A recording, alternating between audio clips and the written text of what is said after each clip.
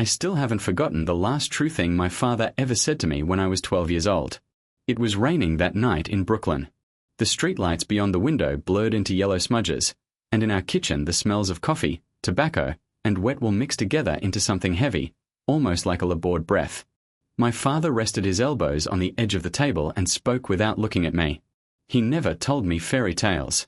"Nico," he said, "in this city, they steal two things from you, your trust and your sleep. Lose one, and sooner or later you lose the other." At the time, I didn't fully understand what he meant. To me, New York was just narrow streets that smelled like pizza, barbershops on every corner, church bells, Sunday pasta, my mother's silence, my father coming home late, and men whispering outside our front door. But as I got older, I understood. My father had not been wrong. This city can rot you from the inside long before it kills you. My name is Nico Moretti. I grew up in Brooklyn, near Red Hook, in a neighborhood where old brick buildings leaned a little more every year. From the outside, our street looked peaceful. During the day, flour clung to the bakery windows. In the evening, dogs barked, and old Italians dragged chairs out onto their stoops to argue about baseball players from another century. But beneath that calm, different laws ruled. If a man went to prison, the neighbors didn't ask about him. If someone came home with a new car, no one said out loud where the money had come from. Children were taught young not to get involved in grown men's business. You heard a door slam, but you did not ask what had happened.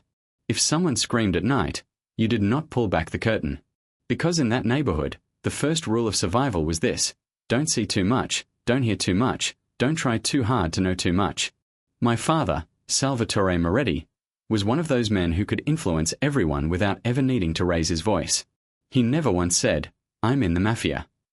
In our house, that word was never spoken.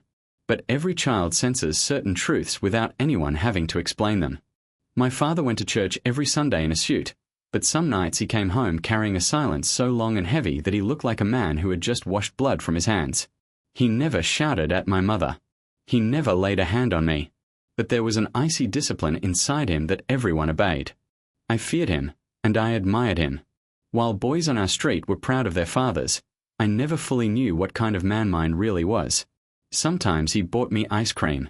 Sometimes he looked into my eyes for a long time, as though measuring what I was becoming. And sometimes, late at night, when he spoke to other men, his voice turned hard as metal, and I would crawl under my blanket and stay there. My mother, Maria, seemed like she came from another world entirely. Her hands always smelled of flour. Her voice was soft, but something inside her had been eaten away for years. She was not a woman who laughed much. When my father was home, she wasn't afraid of him, exactly, but she was always careful. As a child, I didn't understand that.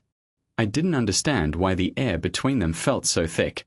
Later, I learned that some women love a man while knowing exactly what he is, and bury him a little deeper inside themselves every single day. When my father died, I was 17. Officially, he died in a car accident on the Brooklyn-Queens Expressway. That was what the police said.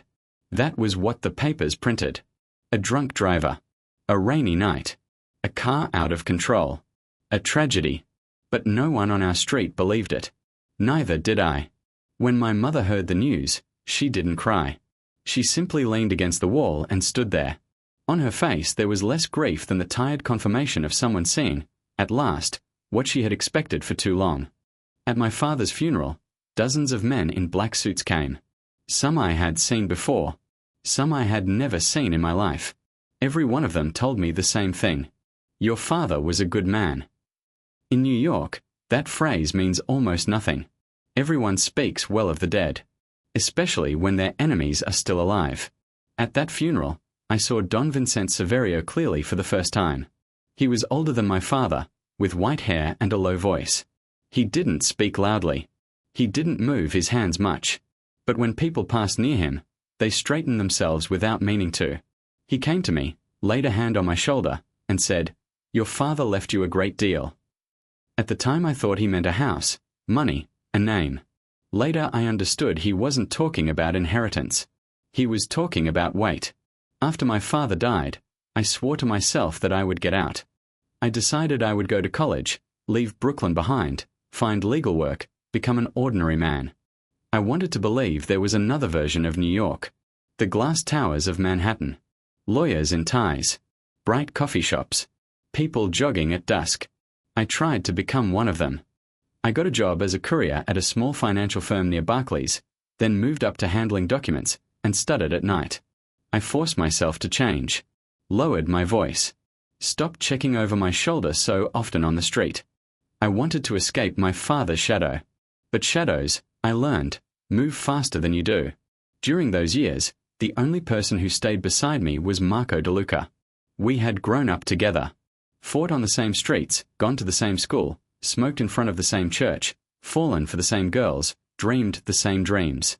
He understood what I couldn't say with half a sentence. If I was silent, he never pushed. If I was angry, he answered with sarcasm instead of anger. Our friendship wasn't built on words, it was built on time. In Brooklyn, that kind of friendship is rare. Because most people, as they grow up, either sell out, change, or die. But Marco felt like one of the few things in my life that would never move. And because of that, I made the greatest mistake of all. I believed he was someone I could trust forever. I was 27 when I first saw Bella Russo. She was standing at a small art event in Chelsea, Manhattan. I hadn't gone there by choice. It was a gathering for clients of the financial firm, and I had been sent to deliver documents and files to one of the partners. I wore a suit, but around those people I felt less like a guest than like hired shadow. The smell of white wine. Soft jazz. Walls too white. Paintings too expensive. People whose sentences were half lies. None of it belonged to me. I was standing near the glass door, thinking about leaving as quickly as possible, when I saw her stop in front of a painting. Her black dress was simple, but it was obvious it cost money. Her brown hair fell loosely over her shoulders, and there was a calmness in her face that didn't seem practiced. She was talking to a man about the painting. But it wasn't her voice that caught me. It was her gaze. Bella looked directly at people. Most women smile and glance away, or change their expression when they notice you're watching them. Bella was one of those women who, even if she caught you searching for something inside her, didn't look away. I could have left without saying a word. But for some reason, that night I didn't hear my father's voice. Maybe I just wanted to prove to myself that I was still alive. As I was heading for the exit after dropping off the files, a glass slipped from a waiter's tray and red wine splashed the hem of her dress. The man beside her launched at once into apologies. The waiter froze. Someone else ran for napkins. I had seen rich people change in moments like that. The instant something unpleasant happened, they stopped seeing a person and started seeing a problem. But Bella didn't say a single cruel word. She just took a deep breath and told the waiter, "It's fine." Her voice was cold not with anger, but with the kind of control that comes naturally to certain people. I stepped forward and offered her my handkerchief. She looked at me. I didn't know then that that one look would divide my life into a before and an after. "You're not a guest here," she said. "Is it that obvious?" "Yes." "Then tell me a lie that will save me from embarrassment." She smiled for the first time. "All right. You look like a man who came here to buy a painting." "Do I look that rich?" "No. But in places like this, the truly rich never behave like they are." I smiled too. Sometimes, before love begins, you already sense that it's dangerous. You just don't understand why you aren't walking away. We spoke for 15 minutes that night. She said she was managing the gallery temporarily. She said she loved art, but hated the way people used it to try to make themselves look better than they were. I told her, only in the vaguest terms, where I worked. She immediately guessed I was from Brooklyn. "Your voice," she said, "and the way you look at things." I didn't ask what she meant. She didn't explain. For weeks after those 15 minutes, I couldn't stop thinking about her. It wasn't the first time I'd felt something like that, but it was rare for me. I had been with women. I'd had short relationships, but there was always a distance. I never told anyone fully where I came from. I never let anyone too far inside my life. With Bella, something was different. She didn't walk away thinking I was a good man. She sensed the dangerous, conflicted part of me, and she didn't run. That was exactly what weakened me. A few weeks later, we met again. This time it wasn't by chance. I found out the gallery's opening schedule and showed up on a Friday evening. When she saw me, she didn't look surprised. She only tilted her head slightly and said, Have you come to continue the lie, or are you ready to tell the truth now? What if we start somewhere in between? I said. That night, after the gallery closed, we went to a small Italian restaurant nearby. She had wine. I ordered bourbon. Watching my hands, she said, "You don't look like an office worker." "And you don't look like a simple gallery manager," I answered. "I've never looked simple," she said. There was no vanity in the answer, only warning. The more time I spent with Bella, the less Manhattan felt like a foreign city. We walked the High Line and she pointed out buildings that had once been blackened warehouses. She loved bookstores. She knew the quietest parts of Central Park. When she talked about paintings, she didn't just speak about color. She tried to see what the person behind the canvas was hiding. She didn't move through the world with the effortless lightness of women raised in too much money. After a few dates, I started to notice that she had her own silences too. When the conversation drifted toward her father, her eyes moved away. If I asked about family, her answers grew vague. But in New York, everyone has secrets. I didn't dig deeper. Sometimes not digging looks like respect. Later you realize it can also just be self-preservation. The night our relationship turned into something real, it was raining. New York rain is not beautiful the way it is in romantic films. It is dirty, cold, impatient. Taxis throw water against the curb, the smell of the streets grows stronger, and people's faces close up. That evening Bella invited me to her apartment. An old building on the Lower East Side, with an elevator that groaned and thin walls, but her apartment was warm. Books were stacked near the window. A small easel stood in one corner. A few unfinished canvases leaned against the wall. The rug was soft enough to walk on barefoot. Outside, the city was loud, filthy, dangerous. Inside, her apartment felt like another world. She poured me black tea. We didn't play the music loudly. We talked for hours. I told her that as a boy I had wanted to be a baseball player. She didn't laugh. She told me that when she was younger, she had wanted to go to Europe and live a completely different life. I asked her why she hadn't gone. She was silent for a moment, then said, "Some people can't leave the city they were born in. Others can't leave the wound they were born inside." Then I kissed her. She didn't pull away. It was the first time I held a woman and felt not like a predator, not like a fugitive, but like someone who had survived. That night, after she fell asleep, I sat watching her for a long time. A siren cried somewhere outside. Behind one wall, a couple was fighting. New York never becomes truly quiet. But something dark and instinctive stirred inside me. Because some kinds of happiness arrive too precisely. And when life hands you something too precise, it usually comes with a price. We had been together 3 months when Don Vincent sent for me. It wasn't unexpected, but I had been avoiding him. He had a private room beneath an old restaurant in Little Italy. Upstairs, people ate dinner with red sauce and wine. Downstairs, fates were decided. Every time I descended those steps, I felt as if I were going down into the basement of the church I had known as a child. Outwardly everything was calm, but underneath everything was heavy. Don sat alone at the head of the table. In front of him were an espresso, a silver ashtray, and a closed folder. After I sat down, he said nothing at first. He only looked at me.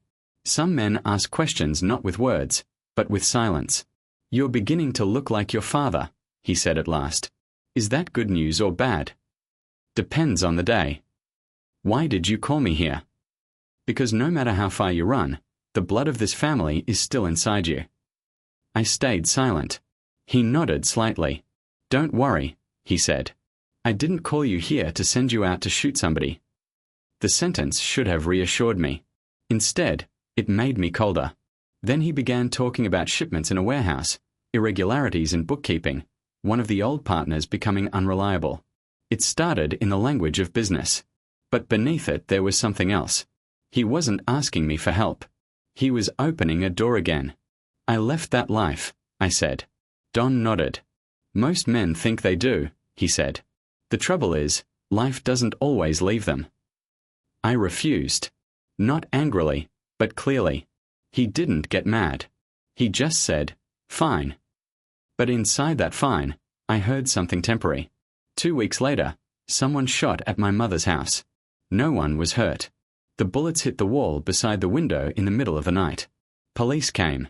Neighbors opened their curtains an inch. Someone muttered that it must have been the wrong address. But I knew it wasn't. It was a warning. A letter written in the language of the street. I moved my mother to another apartment. She said nothing the whole drive. Only once we were inside did she look at me and ask, "Has it started again?" "Nothing has started," I said. She held my eyes for a long time. "You lie as badly as your father did." That night I called Marco. He came right away. We sat in a car behind an old barn not far from the Gowanus Canal. He listened to everything, then said, "This wasn't Don. Not his style. If he wants to scare someone, he does it directly. This smells like something else." "Like who?" He gave me a name, Damien Cross. I had heard of him before. The new kind of Irish-American leader. A man who believed in money, not tradition. A man who had no respect for old agreements. Half enemy of the FBI, half business partner. He wanted to tear apart the old structure of New York and take the ports, the clubs, the gun routes, the laundering channels for himself. He thought the old code, the old silence, the old order in our neighborhoods was a joke. If the world we grew up in was an old knife, he was the new century walking in with an automatic weapon. "Why my mother?" I asked. Marco shrugged. "Because you still haven't chosen. They want to push you toward one side." "Which side?" "The side of what you are." I didn't like his answer. But after that night, I started looking over my shoulder again. When I went to Bella's place, I checked the cars parked outside. When I visited my mother's new apartment, I watched the reflection in the lobby mirror for movement behind me. Every morning, before I looked at my phone, I listened to the silence first. Sometimes you know danger is approaching without any proof at all. The proof comes later. Bella noticed the change in me. She wasn't foolish. One evening, while we sat in her kitchen drinking wine, she placed her glass down on the table and said, "You need to stop lying to me about yourself." I went on the defensive at once. "I'm not lying to you." She gave the smallest smile. "Then you're only giving me half the truth." I said nothing. She continued. "Sometimes you look at the door too much. Some phone calls change the entire way you speak. On the street, you look at certain people as if you know them already, then walk past them like strangers. The scars on your hands didn't come from office work. I'm not stupid, Nico. What do you want to know? Why, when I'm with you, do I feel like I'm standing next to danger?" That night, I couldn't tell her everything. Sometimes a man knows that if he speaks the full truth, he'll lose the best thing in his life. So he tries to hold on to it with silence. I told her only that my family had a dirty past, that I had tried to walk away from it, but some people did not want to let me go. She looked at me for a long time. "And you?" she asked. "Do you want to let go?" I couldn't answer, because even then, a part of me missed the inner language of that dark world. That world hated me, yes, but it knew me. Normal life sometimes accepted me, but never felt entirely mine. The following week, I made a mistake. I took Bella to a charity gala hosted by Don Vincent's granddaughter. At first, I thought it was smart. I thought that if I introduced my two worlds to each other, maybe everything would be safer. Sometimes a man wants to legalize the truth just to keep danger under control. But some worlds are never meant to blend naturally. The event was held in an old hotel in Manhattan. Crystal chandeliers, political donors, expensive gowns, false smiles, a small press area for photographs. On the surface, everything looked clean, cultured, legal. But I knew the way certain men greeted one another. I knew who was too warm with whom, and who was too cold. It was silk draped over a war. Bella wore a black dress. She moved through the room calmly, watching everything. I saw that she did not lose herself in places like that, and that impressed me and frightened me at the same time, because she adapted too well.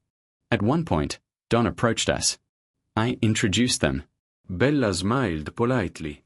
Don took her hand lightly, but then his gaze shifted for the briefest second. Very slightly. If I hadn't known him since childhood, I would have missed it. He looked as if he recognized her, or as if her last name had stirred something old in him. "Russo," he said softly. "Yes," Bella answered. Don nodded once. "New York is a small city." Then he said nothing else. But that one brief exchange dropped ice straight into my stomach. After the event, I asked Bella directly about her family. We had stepped out into the cold air, where the smell of rain lingered while we waited for a taxi. She understood from my voice that something had changed. "What happened?" she asked. "Don looked like he recognized you." Bella was silent for a moment. Then she said, "My father testified once in a federal investigation."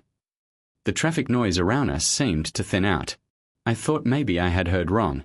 "What case?" She didn't meet my eyes. Old financial fraud. Port contracts. Middlemen. I don't know all the details. I had just turned 20. But after that, we moved several times. Something inside me started calculating immediately. The year my father died. Don's old partners. The port lines. The money channels. Why didn't you tell me sooner? Now she was angry too. Did you tell me what your family really was?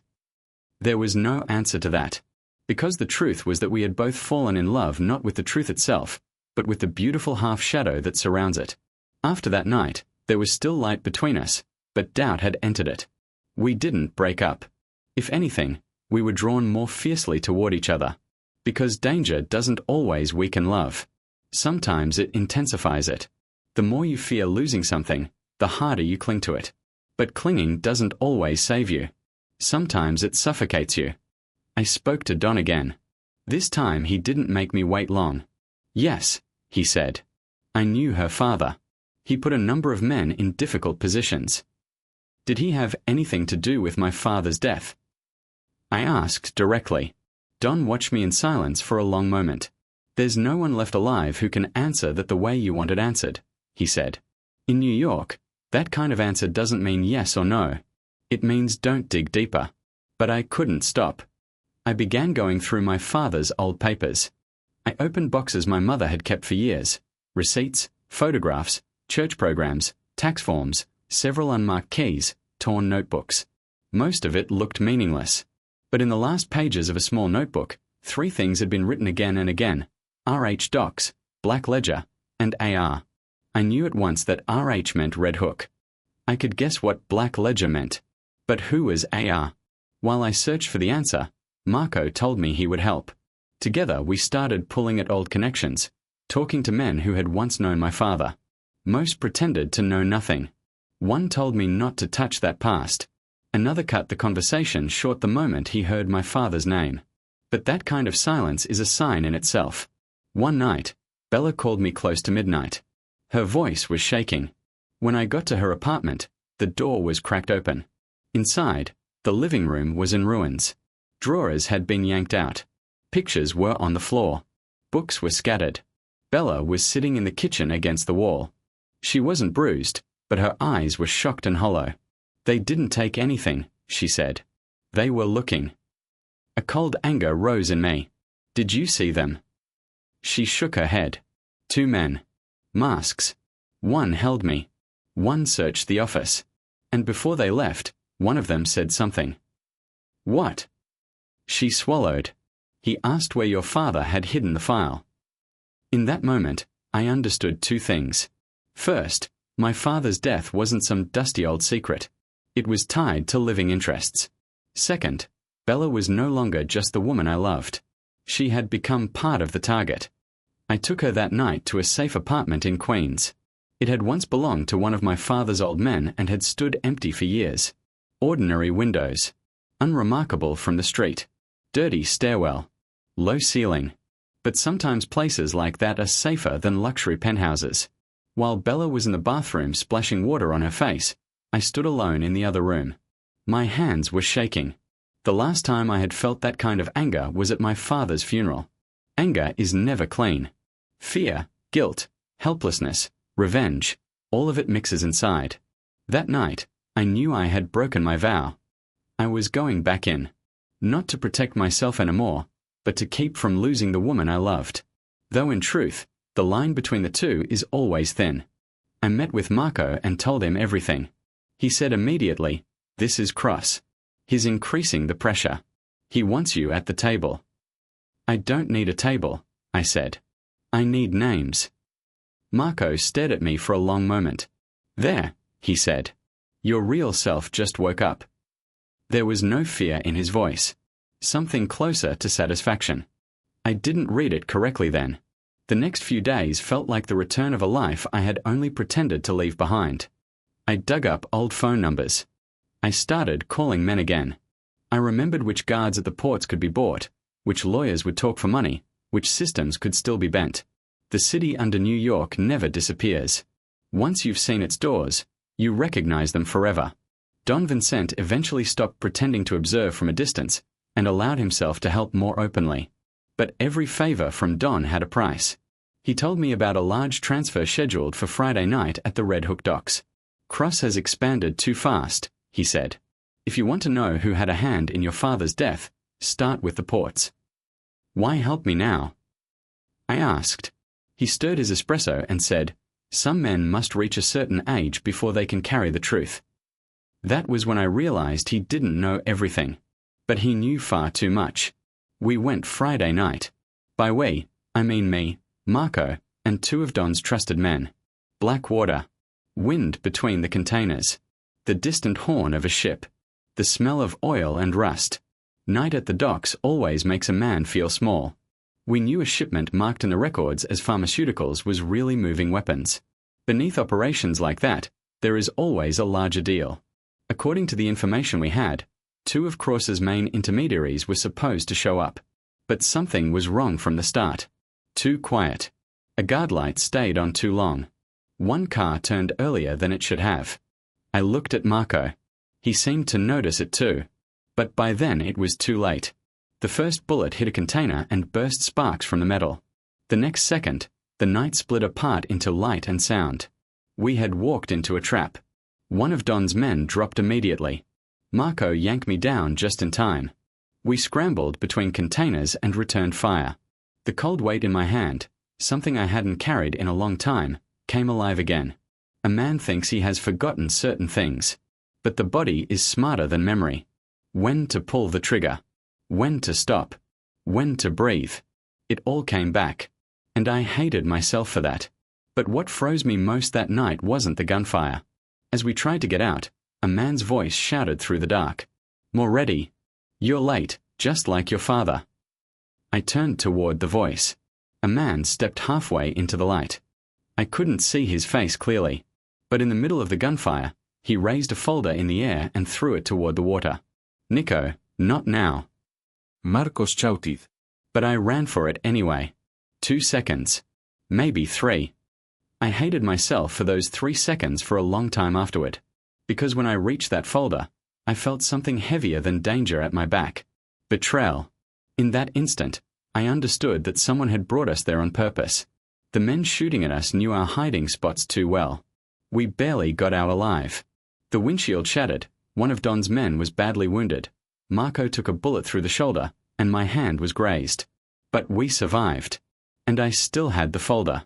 When we made it back to Queens, Bella was horrified when she saw us.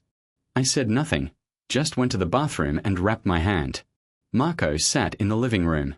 His wound didn't look fatal, but his face had gone pale. Bella helped him too. At one point, they exchanged a brief glance. I didn't think anything of it. Later, I would remember that look again and again. Inside the folder were financial records, shipping routes, offshore company codes, names written by hand. 2 familiar sets of initials stood out among the pages, AR and SM. SM was Salvatore Moretti, my father. AR was Arturo Russo, Bella's father. My chest tightened. The papers referred to a deal from 13 years earlier, several hidden payments, a witness list, and missing black money. But the worst thing was the last page. On it was a short warning. If A. Russo does not speak, SM lives. If he speaks, both homes burn. There was no signature beneath it. There didn't need to be. Bella's father had been forced to talk. My father had died. And now someone was reopening that old wound. I didn't tell Bella right away. I didn't know how. She was in the kitchen wrapping my hand, moving silently. Every time I looked at her, 2 feelings collided inside me, love and suspicion. Sometimes a man trying to protect the person he loves begins, without meaning to protect himself from her. Maybe that is the dirtiest pain love has to offer. Near dawn, after Bella had fallen asleep, I spoke to Marco privately. He sat on the couch with an ice pack pressed to his shoulder. I showed him part of the folder. When he finished reading, he let out a low whistle. "Damn," he said. "This is big." "Who sold us out?" I asked. He didn't answer immediately. Then he said, "Someone on the inside. Cross knows too much about you. There's a leak close to Don." "Who do you think?" He didn't give me one name. He mentioned one of Don's old accountants, a port coordinator, even Don's nephew. It sounded logical. Because betrayal is always easier to look for at a distance. It is harder to see it standing close enough to touch. The next few days, everything accelerated. 2 more of Don's men were killed. A warehouse at the port burned down. The papers called it an electrical fault. A fight broke out at a club in Manhattan, and an assistant to a city councilman was arrested. Police presence increased in certain streets, but that was only movement at the front of the stage. Behind it, a real war had begun. And at the center of it, I was trying to keep one woman safe while hunting the truth about my father's death. Then Bella chose, on her own, to tell me everything she knew. We sat at an old kitchen table in the Queen's apartment. Through the window, a street lamp glowed. Someone below us was playing Spanish radio. A child cried upstairs. Ordinary sounds are sometimes the background to the hardest truths. Bella told me that her father, Arturo Russo, had once worked as a financial advisor on port deals. He wasn't a direct criminal, but he knew where the dirty money came from and where it went. One day, the feds leaned on him. Or worse, someone threatened his family. He agreed to talk. After that, men started dying. My father among them. My father never told me everything, Bella said. He only said once, "We stayed alive because other people died." After I heard that, I couldn't look at him the same way. She wasn't crying. Bella was one of those women who disliked crying. But beneath her voice, there was years of guilt and exhaustion. "When I met you," she said, "at first I thought Moretti must be one of the other Morettis in New York. Then I realized. I should have left then." "Why didn't you?" She looked straight at me. Because for the first time in my life, I was afraid of the man standing beside me, and still didn't want to be anywhere else. I wanted to kiss her and shout at her in the same moment, because the truth wasn't absolving either of us. We were 2 people tied to each other's wounds. That kind of love isn't always pure, but it's still real. I showed the folder to Don. He read it slowly. Only when he reached the last page did his expression change. "These papers could bring people down," he said. "Who?" I asked. He looked at me and answered, "Whoever you give them to." I understood what he meant. If the documents went to the feds, they could collapse part of the old structure. If they went to our enemies, they could be used to exploit a weakness. If they stayed hidden, everything continued as before. "Who killed my father?" I asked. For the first time, Don looked tired. "Your father was not killed by one man," he said. "He was killed by a chain of choices. Some men talked. Some were afraid. Some sold others out for money, some for family, some for power. Who actually pulled the trigger, that's a separate story." I was boiling. "I don't want philosophy," I said. "I want a name." Don's face remained cold. "The boy who wanted names is gone, Nico. All you have left now is a choice." I didn't have time to make one, because that same night, Bella vanished. It was obvious she hadn't left willingly. A chair was overturned. A glass was shattered in the kitchen. There were drag marks near the door. But the worst thing was what had been left on the table. My father's old silver lighter. I had kept it in the drawer. Only 2 people knew where it was. Me. And Marco. In that moment, the last blind trust inside me cracked. But sometimes the mind reaches the truth later than the heart. I didn't immediately think, Marco. I thought, someone is too close. I called him again and again. No answer. I went to his place, empty. I sent men to the bars, garages, and familiar spots he used to haunt. Nothing. All night, old friendship and hard evidence fought inside me. I was not ready to call him a traitor. But Bella was gone. And my father's lighter was sitting on the table. 3 hours later, my phone rang from an unknown number. I knew the voice at once. Marco. "Don't start yelling," he said. I realized I was gripping the phone so hard my hand had gone white. "She's alive," he said. "For now." I said nothing. If I had opened my mouth, I might have spoken words that would have killed him then and there. Marco Said. You always learn the truth the hard way, brother. That word, brother, cut deeper than it should have. Where are you? I asked. He laughed. You still think we are speaking like friends? Why? I asked. He was quiet for a second. Because you always thought you had it all. Your father's name, Don's attention, the street's respect, and now even that woman. What did I ever have? I stood beside you all my life and still ended up the second man in your story.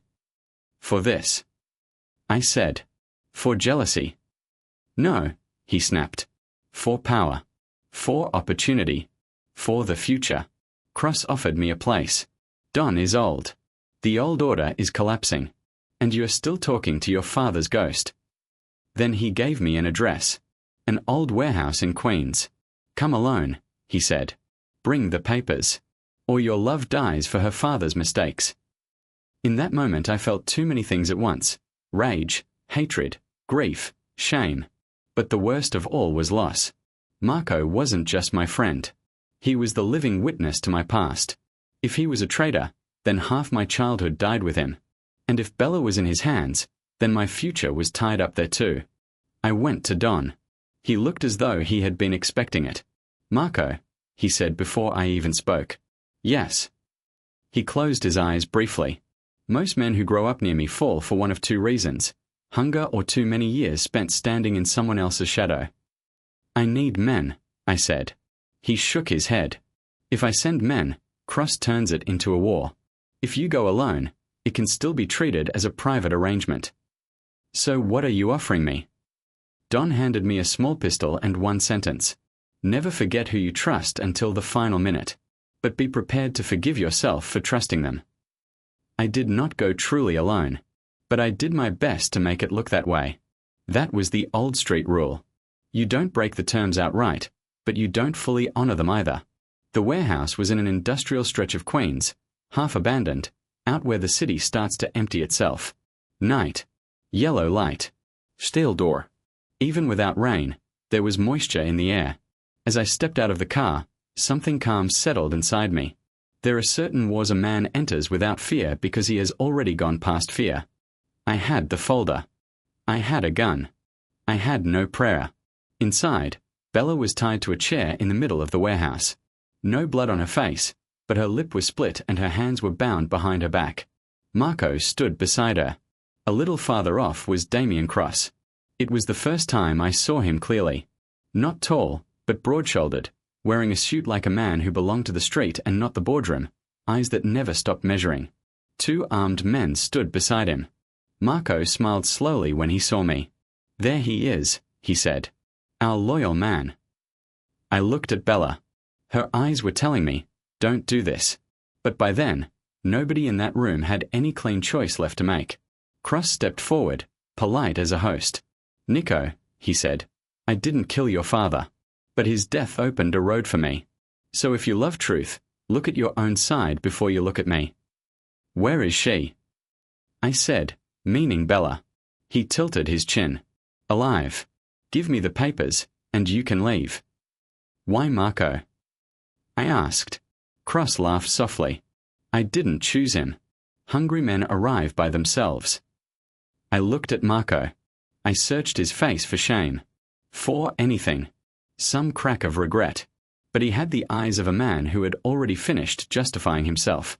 You don't understand, Nico, he said. This city changed. Men like Don, men like your father, that whole old code, it's finished. You're finished too. You got stuck between worlds. I picked a side. What about our childhood? I asked. The words came out before I could stop them. For 1 second, he froze. That single second killed the last mercy in me. Because he had no answer. Some betrayals don't have explanations. Only decisions. I lifted the folder. Let Bella go. Cross shook his head. First the documents. I threw the folder toward him. One of his men bent to grab it, and the lights went out. At the same instant, 2 muffled shots sounded from the far side of the warehouse. I had known Don wouldn't truly leave me alone. Even if he didn't come himself, he wouldn't abandon me completely. The darkness exploded into confusion. I lunged toward Bella. Marco fired at me. The bullet hissed past my ear. I dove ben da crate. Cross's men were shouting. Someone was trying to restore the lights. Bella tipped sideways with the chair. I rushed toward her, but Marco blocked my path. We stood a few paces apart. Not like boys fighting in some Brooklyn lot, but like two men with all the poison of the past in their hands. "Stop, Nico," he said. I laughed. Rage sometimes sounds like laughter. You tie her to a chair, leave my father's lighter on the table, and now you want to talk about stopping. "I never wanted to kill you," he said. "You don't get to say that. You were always meant for a better life, but you were never going to choose it. So I made my own choice." After those words, I realized I no longer knew the man in front of me. People say men don't change. That's a lie. Men spend years becoming what they already were beneath the surface. Marco had done exactly that. He shot first. I dropped back behind the crate. Bullets struck metal. I moved not from thought, but from instinct. Then I heard Bella scream. Out of the corner of my eye, I saw Cross dragging her toward a side door. And there it was, the split in time. I could settle things with Marco. Or I could save Bella. I might not be able to do both. In that moment, I understood how many times my father must have faced the same choice, and what kind of man those choices had turned him into. I cose bella. I left Marco behind and went after Cross. As he neared the door, I fired into his shoulder and dropped him. Bella fell to the floor. I moved to free her hands, and heard footsteps behind me. I turned. Marco stood there, gun aimed at me. Blood streaked his face. His eyes were bright, almost feverish. "You chose her over me again," he said quietly. That sentence dragged me backward in time, to 100 trivial moments from our youth. A girl we had once fought over. A joke I had made. A careless "I don't care." Things that meant nothing at the time. But some men store those small humiliations for years until they turn into poison. "Drop the gun, Marco," I said. No. "It's over." "No," he said. "Now it starts." He pulled the trigger. So did I. I don't know whose bullet hit first. I only know that a moment later he slid down the wall and collapsed. Blood spread across his chest. I walked toward him. Bella shouted my name behind me, but I kept moving. Marco looked up at me and smiled weakly. "Look at you," he said, fighting for breath. "In the end, you never forgot who you really are." I dropped to one knee beside him. Blood. Burnt metal. The remains of an old friendship. Everything compressed into one instant. Why? I asked again. Not because I thought I could save him. Only because I wanted something, anything, to keep my past from turning into ash in my hands. He struggled for air. "Because you were going toward the light," he whispered. "And I was left in the dark without you." Then his head tilted, and he was gone. There was no victory in watching him die. Killing a traitor doesn't bring back what he stole from you. When Bella and I walked outside, dawn had not yet broken. Sirens were rising somewhere in the distance. Don's men were already erasing traces. I never saw clearly whether Cross died that night or escaped. Later I heard he fled badly wounded and was arrested months later in Boston. Sometimes New York doesn't kill its enemies. It just spits them out until their time runs short elsewhere. I got Bella into the car. She took my hand. Neither of us spoke. Some nights don't fit inside words. As I drove, I caught my own reflection in the rearview mirror. I wasn't yet the age my father had been, but his shadow was there. That was when I understood I would never fully outrun him. But there was one difference. He made his choices to protect his family and ended up bringing poison to both them and himself. I knew, now, that I could never again live by hiding the truth. In the weeks that followed, the city calmed slowly. Don Vincent kept his place, but his power no longer felt untouchable. The old system had begun to crack. Federal agents got access to some of the documents. Port routes shifted. Several companies were shut down. Some men disappeared. Some testified. From the outside, New York looked unchanged. Coffee shops kept opening in the morning. The subway kept running late. Wall Street kept hurrying along in suits. Tourists kept taking photographs in Times Square. But beneath the city, the channels had shifted. Bella and I changed too. We did not step immediately into some happy life. People like to imagine that after something like that, two lovers either embrace and forget everything or else can never look at one another again. Reality is uglier than that. Both people remain wounded. We did too. Some nights she woke shaking from sleep. Some nights I checked the lock 3 times. Sometimes we sat in silence without looking at each other, because naming what we felt seemed like it might reopen every wound. But we stayed. Because love is not always clean joy. Sometimes it is the labor of two people agreeing to hold together what was already broken. One day, as we sat along the Brooklyn promenade in early spring with the water rippling below and the Manhattan Tower shining in the distance, Bella asked me, "If I had never met you that night, do you think my life would have been easier?" I thought for a long time before I answered. "Yes," I said. She nodded. "Mine too." We sat in silence for a moment. Then she took my hand. But an easier life isn't always the right life. I have never forgotten that line. My relationship with my mother changed too. Every time she looked at me, she seemed afraid she would find my father staring back. But one evening we sat outside the old church near our former house, watching the sun lower itself, and she suddenly said, "Your father wanted to keep you far away from this life. Then why didn't he leave it himself?" She didn't smile. Because some men can try to save their children and still lack the strength to save themselves. There was less bitterness than fatigue in her voice. For the first time, I saw my father not simply as a man of crime, but as a man who could never get out of the cage he was helping build. That didn't excuse him, but it did dull the hatred. The last time Don Vincent and I spoke was near Father's Day. He looked older than ever, but the weight in his eyes was the same. "Do you regret Marco?" he asked. "Every day," I said. He nodded. "Good. If you didn't, I'd have to be afraid of you." I asked him, "What happens now?" He looked out the window and said, "Now you choose your road. Stay in this and slowly turn to stone. Or leave and spend the rest of your life glancing over your shoulder. Both roads cost something." As I walked away, I realized he was no longer calling me into his world. He was leaving the choice to me. Or maybe that was his punishment. Sometimes freedom is the heaviest sentence. I left. But not like in stories. Not forever. Bella and I moved away from New York for a while. We lived in Boston, then Charleston. I began working in legitimate security consulting. I tried to use what I knew for protection this time, not destruction. Bella went back to art. We tried to look like other people. Sometimes we almost managed it. Morning coffee. Grocery trips. Evenings with films. Nights sleeping with the window open. But once the shadow gets inside you, it never completely leaves. I still count exits when I enter a room. I still don't trust a car that follows me for more than 1 block. Bella still never answers unknown numbers. We live, yes. But we are not innocent anymore.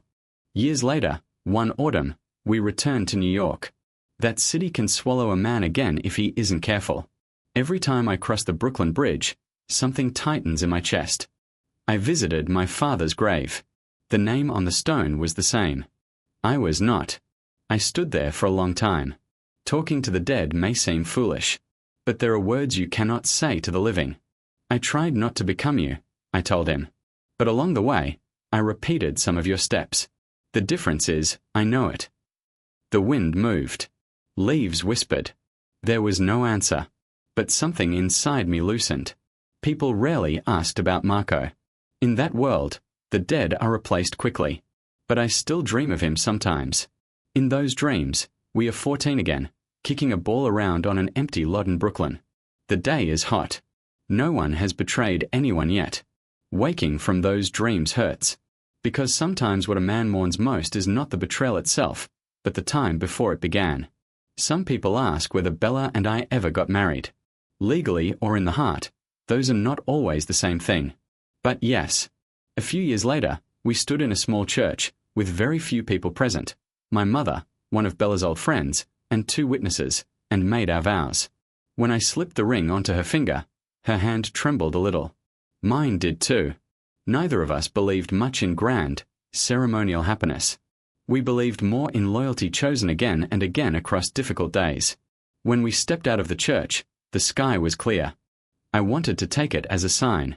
But life had taught me to trust actions more than omens. As I write this now, I am nearing 40. Some wounds never heal. They only become something you learn to live with. I got tired of hating my past. I also stopped romanticizing it. The mafia isn't only the code, the honor, the family people on the outside like to imagine. Inside it, there is fear, petty calculation, too many lies, regrets that arrive far too late. But even in that world, there were real loves, real friendships, or things mistaken for them, real vengeance. And the most dangerous thing of all, a man can walk through that world and still convince himself he is a good person. I almost fell into that trap too.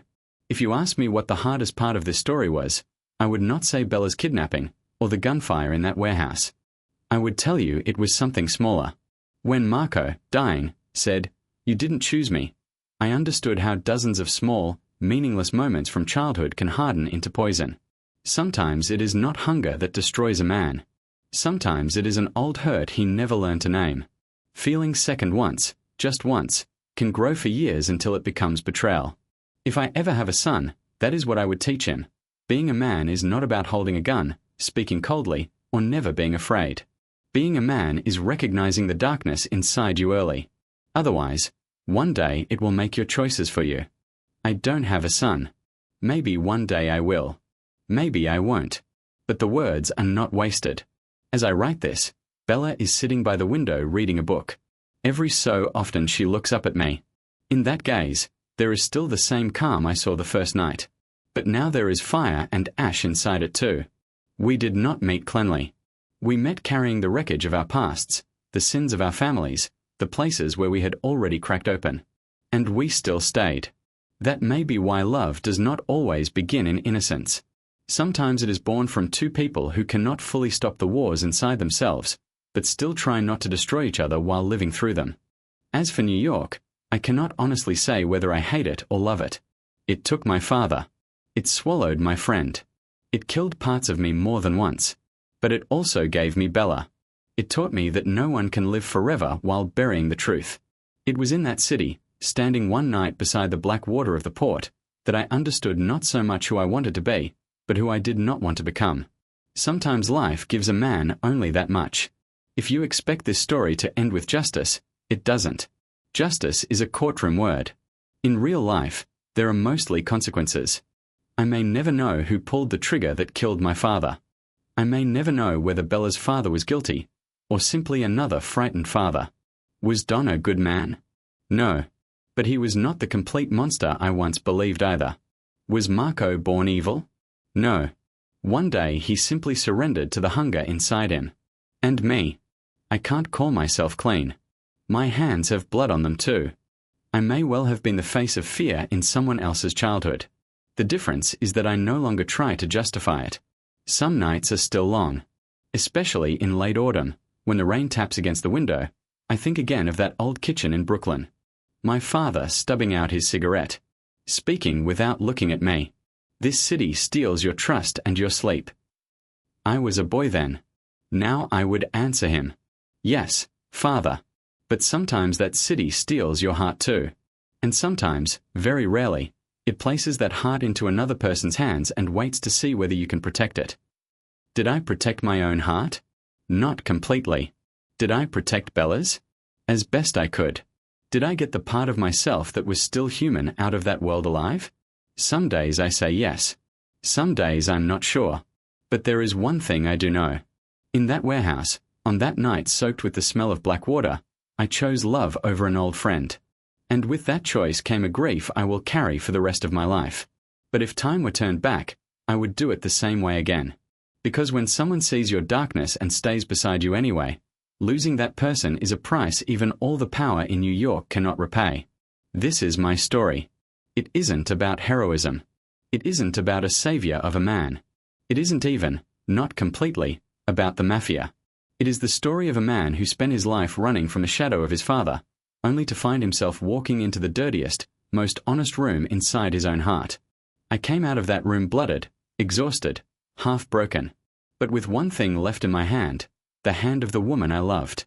And sometimes, after surviving an entire war, that is the only treasure a man has left.